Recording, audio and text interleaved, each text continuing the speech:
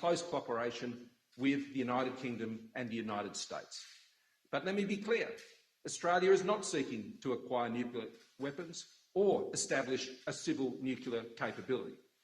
And we will continue to meet all our nuclear non-proliferation obligations. Australia has a long history of defence cooperation with the United States and the United Kingdom.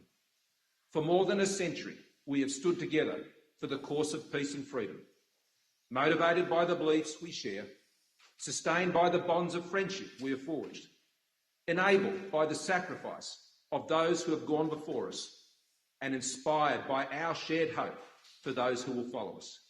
And so today, friends, we recommit ourselves to this cause and a new AUKUS vision.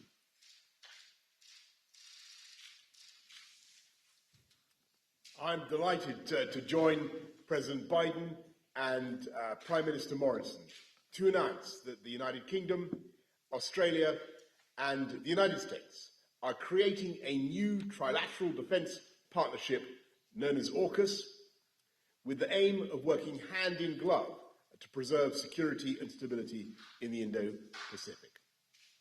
We're opening a new chapter in our friendship, and the first task of this partnership will be to help Australia acquire a fleet of nuclear-powered submarines, emphasising, of course, that the submarines in question will be powered by nuclear reactors, not armed with nuclear weapons. And our work will be fully in line with our non-proliferation obligations. This will be one of the most complex and technically demanding projects in the world, lasting for decades and requiring the most advanced technology. It will draw on the expertise that the UK has acquired over generations, dating back to the launch of the Royal Navy's first nuclear submarine over 60 years ago. And together with the other opportunities from AUKUS, creating hundreds of highly skilled jobs across the United Kingdom, including in Scotland, the north of England and the Midlands, taking forward this government's driving purpose of levelling up across the whole country. We will have a new opportunity to reinforce Britain's place at the leading edge of science and technology, strengthening our national expertise, and perhaps most significantly, the UK, Australia, and the US will be joined even more closely together, reflecting the measure of trust between us, the depth of our friendship, and the enduring strength of our shared values of freedom and democracy. Only a handful of countries possess nuclear-powered submarines, and it is a momentous decision for any nation to acquire this formidable capability, and perhaps equally momentous for any other state to come to its aid. But Australia is one of our oldest friends, a kindred nation, and a fellow democracy, and a natural partner in this enterprise. Now the UK will embark on this project alongside our allies, making the world safer and generating jobs across our United Kingdom. Thank you. Over to you, Mr. President. Thank you, Boris. And I want to thank that fellow down under. Thank you very much, pal. Appreciate it, Mr. Prime Minister. I'm honored today to be joined by two of America's closest allies, Australia and the United Kingdom, to launch a new phase of the trilateral security cooperation among our countries.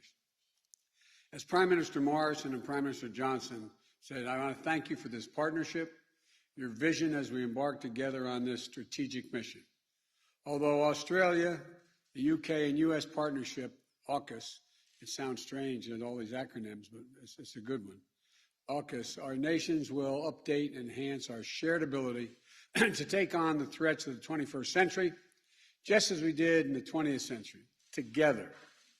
Our nations and our brave fighting forces have stood shoulder to shoulder for literally more than 100 years. Through the trench fighting in World War I, the island hopping in World War II during the frigid winters in Korea, and the scorching heat of the Persian Gulf. The United States, Australia, and the United Kingdom have long been faithful and capable partners, and we're even closer today.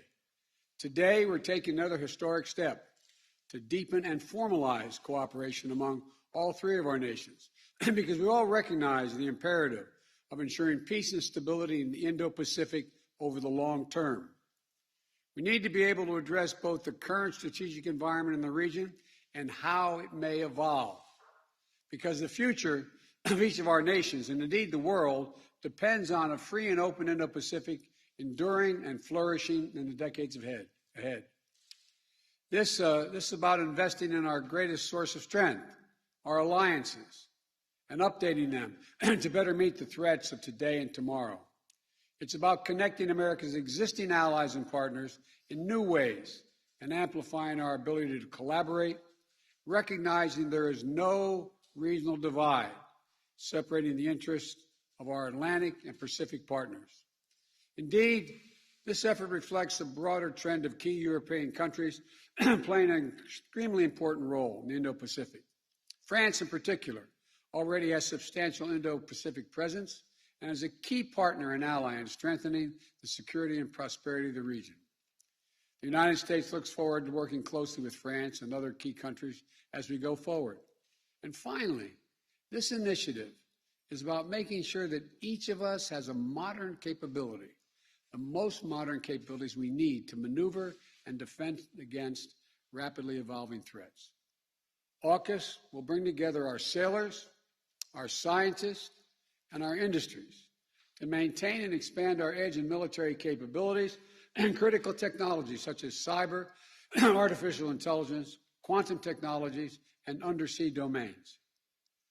Now, as a key project under AUKUS, we are launching consultations with Australia's acquisition of conventionally armed nuclear-powered submarines for its Navy, conventionally armed. I want to be exceedingly clear about this. We're not talking about nuclear-armed submarines. These are conventionally armed submarines that are powered by nuclear reactors. This technology is proven, it's safe. And the United States and the UK have been operating nuclear-powered submarines for decades.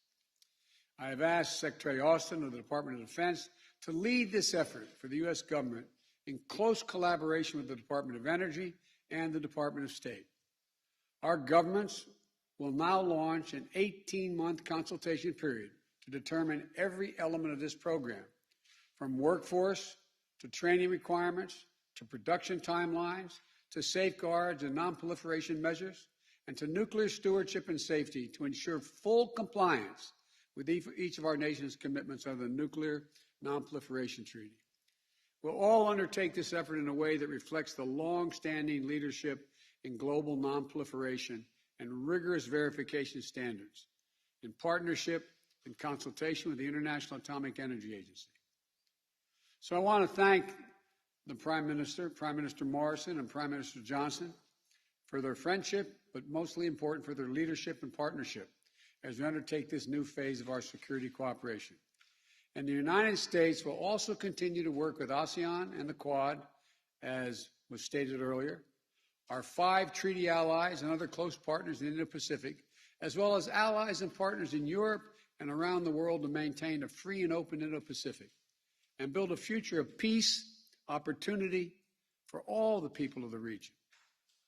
We're joining together, where partnerships are getting stronger. This is what we're about. I want to thank you all, and I look forward to seeing both of you in person very soon, I hope. Thank you. Thank you.